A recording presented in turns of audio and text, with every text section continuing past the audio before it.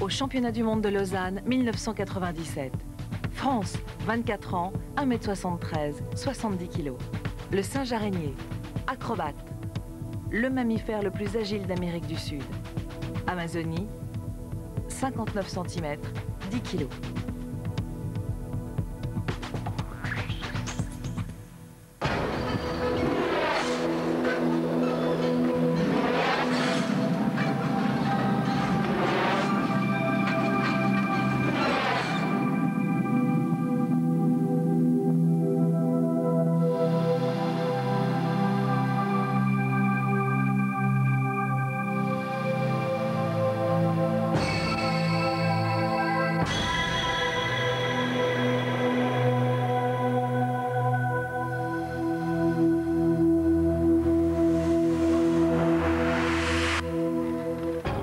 Son corps redessine l'espace comme un pinceau de lumière. Avec Dimitri Karbanenko, la gymnastique n'est plus un sport, mais un art.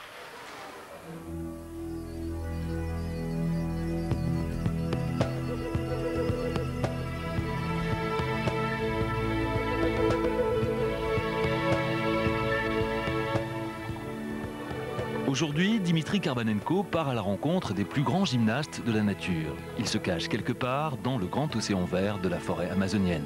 Pour se faire plus discret, c'est en pirogue que le gymnaste remonte le Rio Negro, principal affluent de l'Amazone.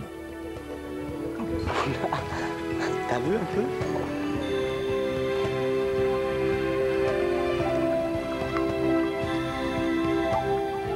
Bientôt apparaissent les créatures de la canopée, c'est-à-dire ces animaux qui vivent à la cime des arbres. Et Dimitri Karbanenko doit encore parcourir plusieurs kilomètres pour espérer voir ce singe très particulier qu'on lui a présenté comme un rival. En attendant, c'est un Ouakari Rubicon qui se présente, un singe roux qui vit au bord des fleuves et adore les forêts inondables.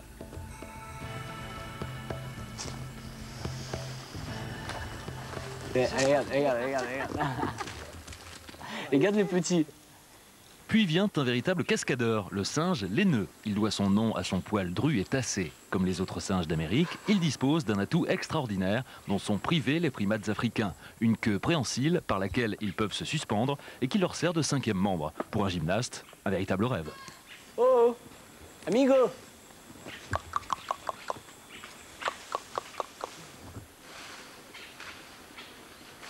Moi j'aime bien l'autre quand il se casse la gueule. Chaque fois. Filme lui. Il va sauter là. Prépare-toi. Les singes du Nouveau Monde dépendent de la forêt. C'est pourquoi la nature leur a permis de développer des aptitudes uniques. Et dès l'enfance, le jeune singe apprend à se tenir par la queue et à garder ses 4 membres disponibles pour d'autres tâches. C'est quand même bizarre leur réaction. Ils étaient très loin et d'un coup ils sont arrivés tous. Champion du monde au sol et vice-champion du monde à la barre fixe en 1995, à ce niveau d'excellence, Karbanenko doit s'entraîner tous les jours. Alors le voyage s'interrompt dans un gymnase de Manaus par 40 degrés à l'ombre et 90% d'humidité. Il faut bien échauffer les muscles. La différence entre les singes et les corps humains, c'est ce que les singes ne sont pas besoin de chauffer pour faire les exercices. Et ben nous, on est obligé tous les matins, entre une demi-heure et 3/4 d'heure.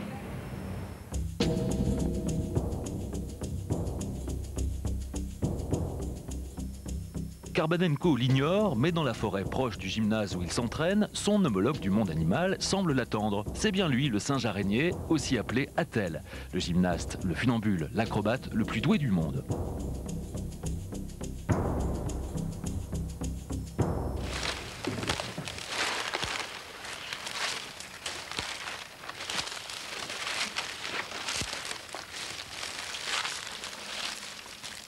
Dimitri est enfin parvenu sur le territoire du singe araignée. Celui-ci ne descend jamais des voûtes vertes où il trouve toute la nourriture dont il a besoin.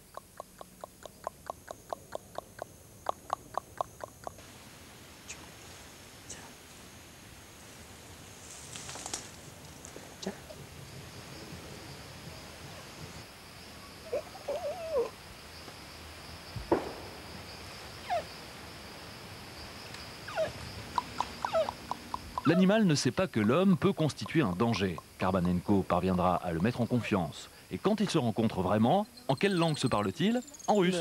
Да, давай, я тебя хочу здесь посередине.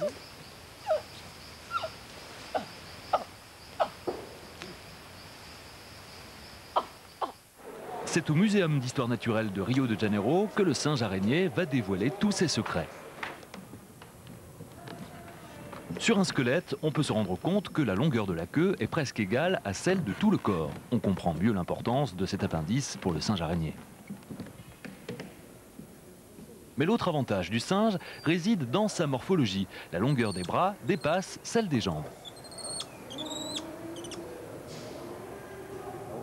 Quand un singe araignée est en position verticale, il peut presque toucher le sol du bout de ses doigts.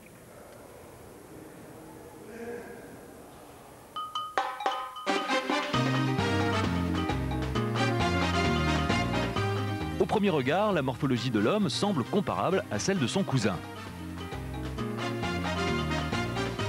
La structure générale de son corps est identique à celle du singe.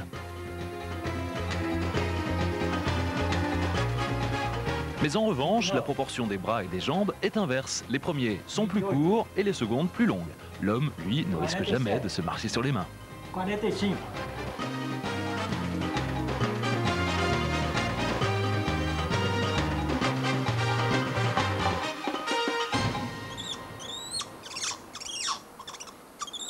À l'origine, pourtant, nos ancêtres préhistoriques arboraient le même genre de silhouette que celle des singes araignées. Puis, ils quittèrent le monde des arbres et se redressèrent. Leurs jambes, devenues plus utiles, s'allongèrent. Quant aux bras, il devint commode de les avoir plus courts. Un nouvel animal était né, l'homme. Mais l'humain à la barre fixe et le singe ont besoin l'un et l'autre d'une énergie motrice. Chez le gymnaste, c'est la force centrifuge. Amorcée par l'élan, elle lui permet de se propulser. Chez le singe, c'est le balancement, mais un balancement très particulier et très efficace, qu'on appelle la brachiation. Imiter ce mouvement, pour un gymnaste, c'est sûrement un jeu d'enfant. Marcus van Rossmalen, biologiste et spécialiste du singe araignée, va d'abord demander à un athlète de son centre d'études de faire la démonstration.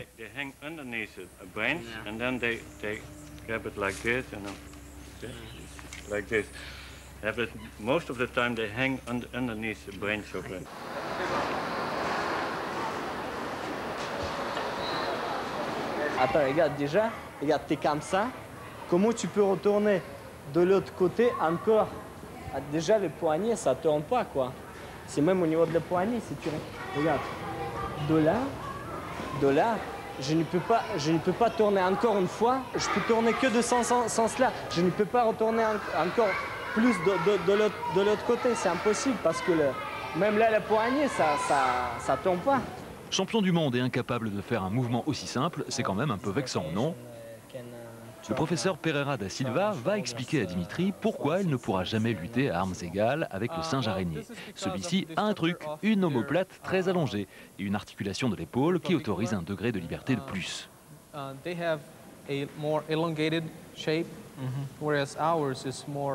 Proportionnellement à la taille de son corps, l'omoplate de l'homme est beaucoup plus petite et l'articulation est bloquée vers l'arrière. Mais ce que le singe gagne en haut du corps, il le perd en bas.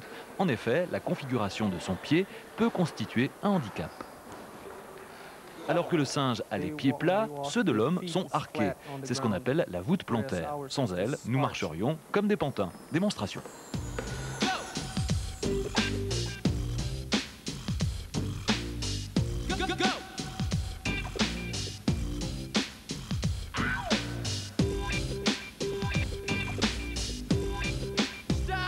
Ouais, là. Bah, j'ai des bonnes relations avec elle. Hein. Elle m'aime beaucoup. Hein. Peut-être elle sent que je suis un gymnaste, je sais pas. Regardez, si vous faites beaucoup attention, leur masse est toujours refermée vers comment prendre la barre.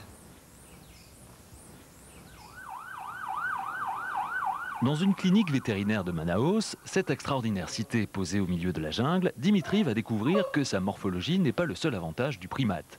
Un jeune singe araignée doit recevoir quelques soins.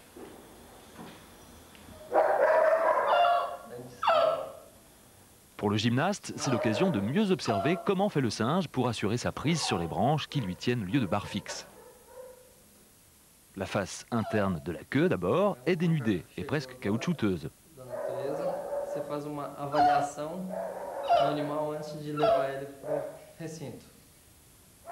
Les mains, elles, sont creusées de sillons profonds et les empreintes digitales présentent un relief beaucoup plus marqué que celle de l'homme. Ces aspérités renforcent l'adhérence, comme les sillons d'un pneu évitent à une voiture de déraper.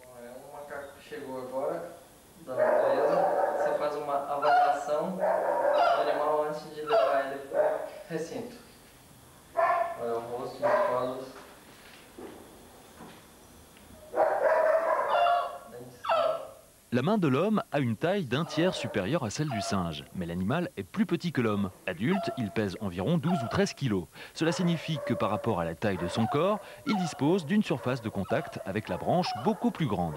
Du coup, le singe araignée garde des mains intactes malgré les frictions qui s'exercent sur la peau lors de ses acrobaties. En revanche, des cales se forment sur la main du gymnaste et signalent les mauvais traitements infligés à l'épiderme.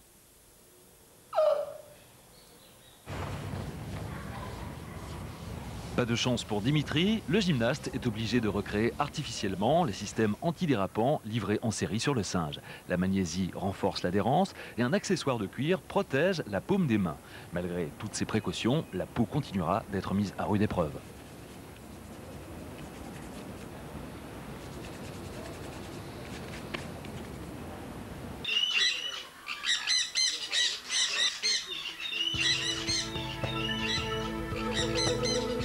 Les avantages physiques ne suffisent pas pour devenir un grand gymnaste. Il faut aussi être capable d'évaluer mentalement l'espace dans lequel on évolue. Chez le singe, cette capacité devient un automatisme.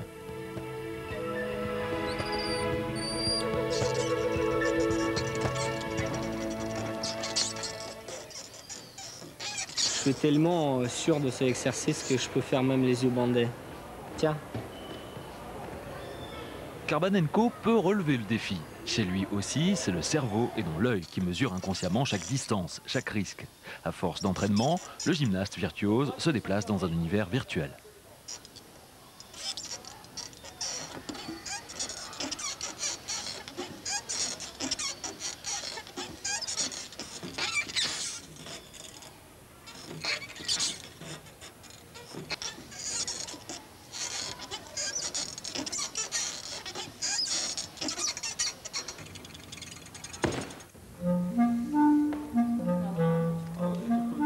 C'est la fin du voyage de Dimitri Karbanenko au pays des singes qui dansent à la cime des arbres. Il ne lui reste que le temps de visiter l'opéra de Manaus, édifice baroque érigé au beau milieu de la forêt de bronze. Et là, c'est la surprise. Des musiciens russes le reconnaissent, viennent vers lui, et soudain, nous ne sommes plus au Brésil, mais à Moscou. Ce n'est plus le Teatro Amazonas, mais le Bolchoï. Утром просыпаюсь, там выходишь, холодильник открываешь.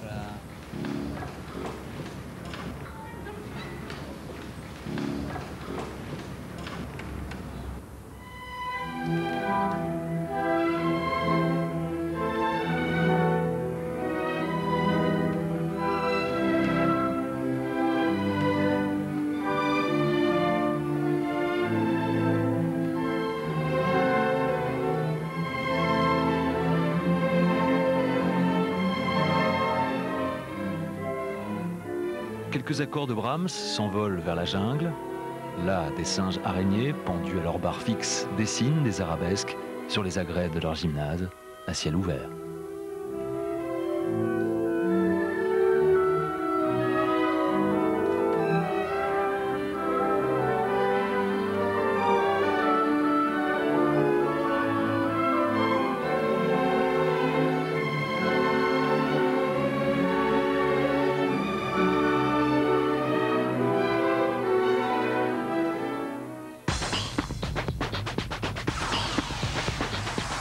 Alors Marie-Claude, en dehors du fait que le singe araignée peut utiliser un cinquième membre pour se déplacer, quelle est la différence fondamentale au niveau anatomique entre l'homme et le singe araignée?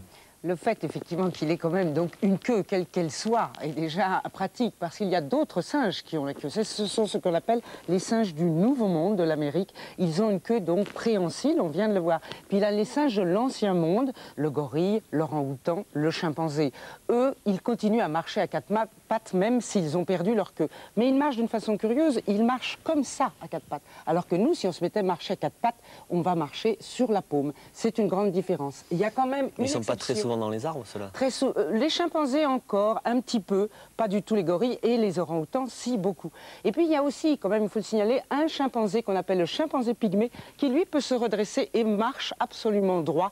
On a pensé à un moment que c'était le chéneau manquant, mais on sait qu'en fait on ne descend pas du singe. Chacun d'entre nous va évoluer différemment. Ils ont tous des grands bras aussi? Ils ont tous des grands bras, surtout l'orang-outan. Dès qu'on est dans les arbres, on a des grands bras, c'est pratique. Il est équilibriste, il n'est pas acrobate, et nous allons découvrir le podium des acrobates.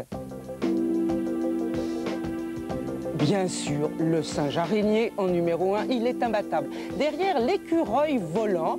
Et alors, là, surprenant, un kangourou en 3, un kangourou arboricole qui a décidé de remonter dans l'arbre. Quand on est un kangourou, c'est quand même une très curieuse idée, franchement. L'écureuil volant, c'est ce fameux écureuil qui saute d'arbre en arbre et qui se déploie un petit peu comme ça.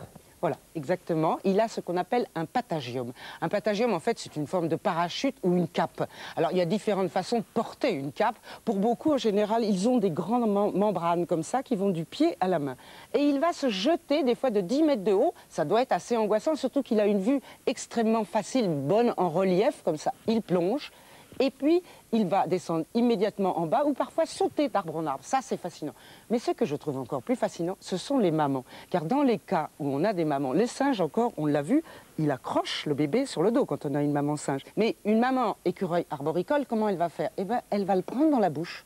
Et il va comme ça apprendre tout de suite à sauter. Ça ne doit pas être commode. Marie-Claude, dans ce podium, c'est quand même étonnant de voir un kangourou. Un kangourou arboricole, oui, en général, on voit les kangourous sauter là dans les plaines, et puis lui, il est remonté dans les arbres.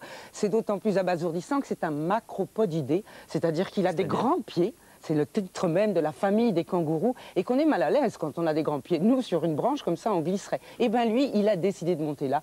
Et alors, quand il essaye comme ça d'attraper sa nourriture, quand il doit attraper sa nourriture, il fait un boucan. C'est franchement très difficile. Il a un avantage quand il est une maman kangourou. Le bébé est là, au fond de la poche, et il est tranquille. Alors, il a adapté un peu ses membres antérieurs. C'est un peu moins moignon que les autres qui sont comme ça. Lui, il a des doigts un peu plus longs, des bras un peu plus longs, mais il n'a pas beaucoup de force quand même dans les bras. Il se sert surtout de ses pieds, comme tous les kangourous, quand ils sont dans les arbres, bien sûr. Alors, j'imagine, pour être un très bon acrobate, il faut aussi avoir beaucoup de force dans les mains. Alors, justement, cette force, on va la mesurer parce que on va aller à la découverte de Dimitri Karbanenko, et qui va justement faire ce test. Alors vous allez commencer, Marie-Claude. C'est un instrument de torture. torture. C'est un instrument de torture qui mesure à peu près, alors, on va dire, la force des mains. Comment je dois faire pour être torturé? Voilà, il faut appuyer ici. Voilà, dans ce sens. Je vous laisse lire. 38 kilos. Oh, c'est pas mal, 38. Allez-y, allez-y. Bon, je vais baisser la tête parce que j'ai un peu peur. Mais voilà, on voit la différence entre l'homme et la femme. Ne me blessez pas. Oui, mais ça ne fait rien. 68 kilos. Je pourrais mais quand il faut même. vraiment avoir beaucoup de force pour être un très très bon gymnaste. Pour être un grand gymnaste, faut-il être simplement fort, costaud ou carrément herculéen? C'est sur la plage d'Ipanema que Dimitri Karbanenko est allé poser cette question à quelques Brésiliens. Le jeu en raquette, c'est vraiment brésilien, quoi. Bah maintenant, on va faire les compétitions de force. Bon, ça fait 140, quoi. Mais bon, c'est pas ça que ça va donner la force. Hein. Bah, en fait, tu vois, ça c'est en 0. Ouais. Ça va monter jusqu'à... Bah, ça dépend. Mais en fait, c'est pas la force que tu vas... Non, non, non, non, là, tu vas voir, tu peux faire même peut-être plus que moi. Mais va filmer ou quoi? Ouais, Ouais, 140, bah, elle fait plus que moi, voilà. Elle fait même 145. Mais tu as rigolé là. Pour faire barre fixe, quand même, il faut tenir la barre. Mais il ne faut pas non plus serrer trop, parce que barre fixe, c'est comme petit oiseau. Il faut bien tenir, mais il ne faut pas serrer trop, parce que sinon tu vas le tuer. Et de l'autre côté, si tu lâches un peu trop, elle s'envole. Et ça marche par les sensations, c'est vraiment les sensations, quoi.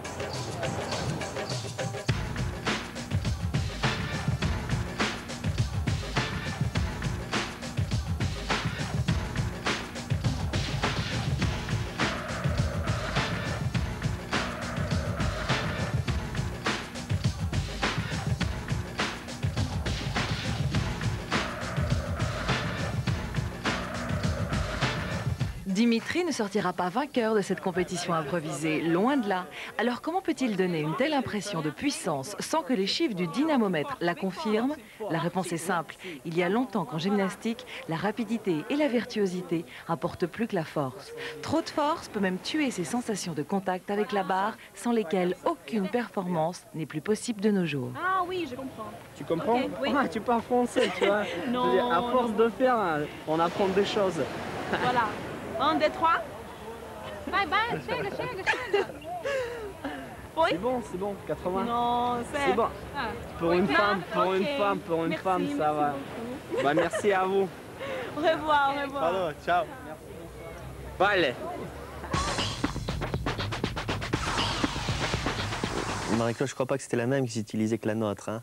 Non, non, non, C'était pas le non. même réglage. Hein. À mon avis, en tous les cas, c'est un fabuleux moyen de drague. Parce qu'à chaque fois, je vois que le monsieur de pour une femme et tout, bon, vous avez très gentiment aussi pas trop mis au-dessus de moi. Je vois que c'est un système intelligent de drague. Je vais emmener ça dans l'autre sens, dire voir si les messieurs... Voyons si vous êtes costaud, peut-être ça marchera. Enfin, en tout cas, ça sert à rien pour la gymnastique. Hein. Non, non. C'est effectivement, comme il a expliqué, un problème d'adresse, je crois. On le sait, nous, par exemple, quand on pose des perroquets sur un perchoir, si il est trop petit ou quoi, il serre, et à ce moment-là, ils ont des contractions musculaires et il y a vraiment difficulté pour tenir. Bon, maintenant, j'allais voir Céline, puisque comme chaque semaine, elle va nous présenter sa rubrique Les animaux imbattables. Ok, vous n'emmenez pas ça, hein? Non, non, à tout à l'heure. Bonsoir Céline.